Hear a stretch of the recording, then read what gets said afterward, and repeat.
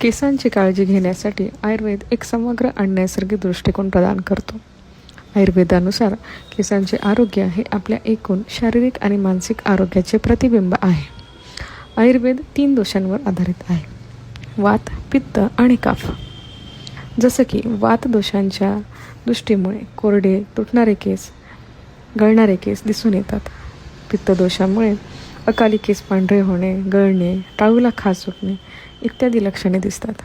तर कफ दोषांमुळे टाळू ही तेलकट राहते, कोंडा होतो अशा समस्या दिसतात.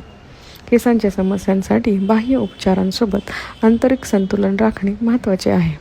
म्हणूनच तेल मसाज, आहार, जीवनशैलीतील बदल आणि पंचकर्म की ज्यामध्ये शरीरातील विषारी घटक शरीराबाहेर काढले जातात आणि दोषांचे संतुलन साधले जाते.